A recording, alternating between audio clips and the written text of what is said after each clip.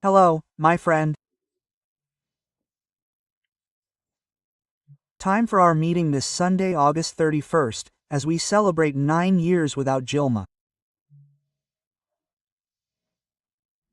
On August 31st, 2016, she was convicted by the Supreme Court. Convicted by the Senate. The Senate vote was 61-20, and Michel Temer became president and implemented reforms. It was a period in which things like labor and social security legislation, yes, fiscal balance, were corrected.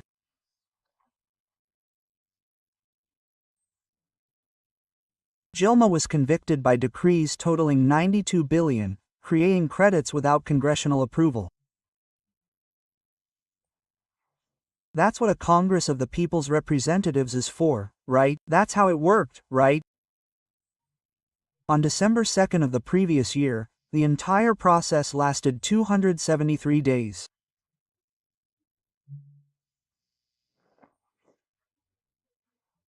It was a complaint filed by Miguel Real Jr., Janena Pascual, and Bicudo, which was received by the Speaker of the House, Eduardo Cunha.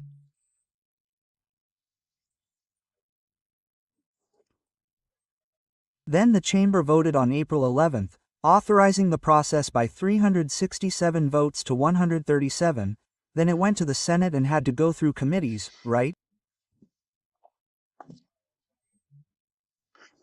There were many votes.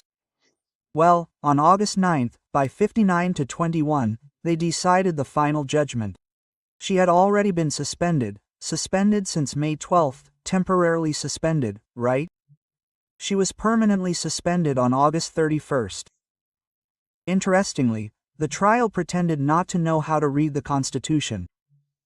The sole paragraph of Article 52 of the Constitution states that a president who is convicted is disqualified from office for 8 years, but that's not the case. They violated the Constitution. This was a session presided over by the then Chief Justice of the Supreme Court, Ricardo Lewandowski, and by, a fellow president, right, a co-president, Renan Calheiros.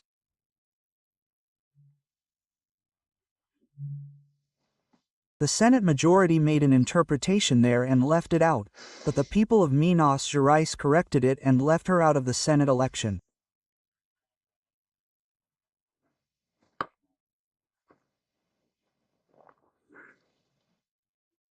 Pacheco ended up being elected, and we lost Luis Fernando Verissimo, a character creator, a columnist with a great sense of humor, a writer, a comic strip artist, a sax player, a jazz enthusiast, and the son of Enrico Verissimo.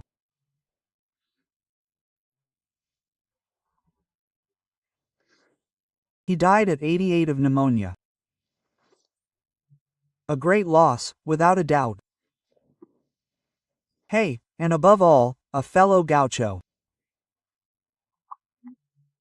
Hey, I spoke with him 3 or 4 times, as usual, and they were very brief conversations.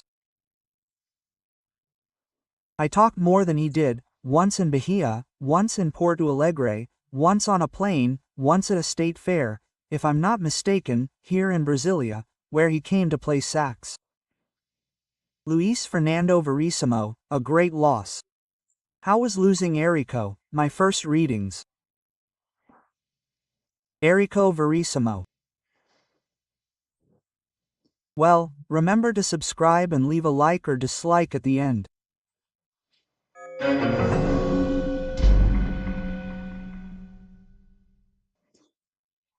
Well, to begin with, I can't help but mention the amount of people who were at the Manega Rincha Stadium on Saturday for an event. The event with Carmelite Friar Gilson lasted almost 20 hours, an event called Desperta Brasil. There was also a priest from Canção Nova, Father Adriano, right?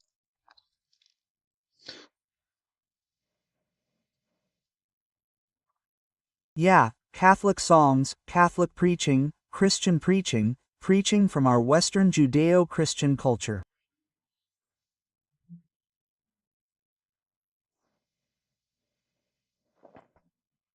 Interestingly, today's Gospel, Luke, was it Luke chapter 14 verse 11? Whoever exalts themselves will be humbled, and whoever humbles themselves will be exalted. Why am I highlighting this 141?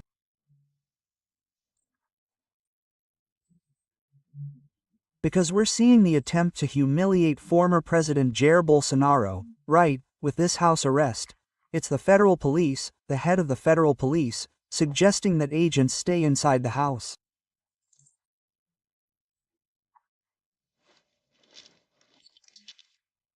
Sorry, maybe he forgot the Constitution.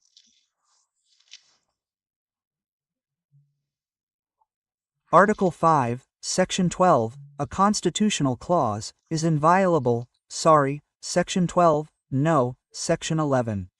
The home is the individual's inviolable sanctuary, and no one may enter it without the resident's consent, except in the case of flagrant crime or disaster, or to provide assistance, or during the day by court order. In other words, you can stay even during the day, but not at night, right? The Attorney General disagreed with this absurd, aberrant suggestion. Then Folha de São Paulo ran a headline that Bolsonaro could jump over the wall to his neighbor's house, right? There are aberrations that are being introduced here that are meant to humiliate, but in reality, the one who humiliates himself is the one who suggests this. Those who studied government law, right, certainly know Latin.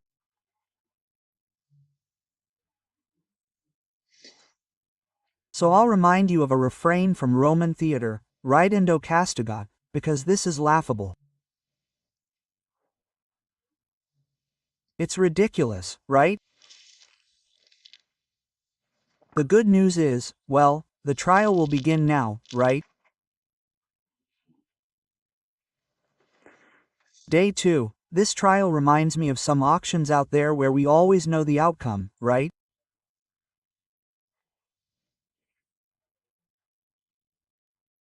Speaking of which, the police arrested those who broke in and robbed the home of Bolsonaro's ex-wife and her ex-husband, the mother of Bolsonaro's 3 oldest children.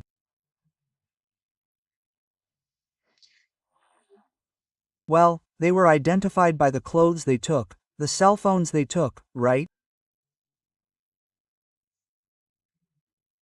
They were wearing ninja hoods, and one had a mock pistol and a revolver with ammunition. By the way, the journalists writing this don't know that ammunition is collective, right? As for ammunition, there weren't cartridges, it was ammunition. Ammunition is like cattle. We can't say we sold 4 cattle. We can even say it was 4 cat heads, 6 rounds of ammunition. But okay, let's go, right? Just now, they caught a former Formula 1 driver in São Paulo. He now works selling cars. He was driving a Lamborghini that was on display for sale, but it had no license plate. He was arrested, then everyone said, luxury car. No, a Lamborghini is a sports car, it has wonderful materials inside, but it's very uncomfortable to get in and out of. It's very hard, like all sports cars. A real luxury car is the Maybach, which is Mercedes' top of the line, right, or Rolls-Royce or something like that. But anyway, this requires journalists who are required to have general knowledge. Okay, enough criticism. Lula hit Nicolas. He's worried, he's afraid of Nicolas, the future presidential candidate. Maybe he's not old enough yet. But Lula said the following: it's proven that the congressman, he didn't mention his name, was defending organized crime. An interview on the network in Tatiaia, Minas Gerais. He was certainly referring to Nicolas, because when Nicolas wanted to make that modification to Pix, Nicolas posted a post there that shut down the attempted modification, right? So he's accusing Nas. It's proven that the congressman was defending crime. 2 things. The President of the Republic as a head of state, occupies an important position, is obliged to do one now. Name the congressman expressly, because that affects 513 congressmen. There are 513, it could be anyone, right? And second, it's approved, so show the proof, right? Interestingly, he announced with Starlaco, it was announced with Stardaco, Brazil will adopt measures, against the United States, right? Retaliatory measures. And now Lula said, but not now, there's no rush. Yeah, it sounds like something a kid would say, like a kid saying, I'm going to break your face. So, break it. No, not now. There's no rush, right? Yeah, my God. We have to keep track of these things, right? The AGU hired a law firm, saying it will cost $3,500,000. That's almost, let's say 19 million, right? Who's going to pay? You, right? Well, a taxpayer to defend Brazil in the United States, as if there wasn't an embassy there to defend Brazil's interests.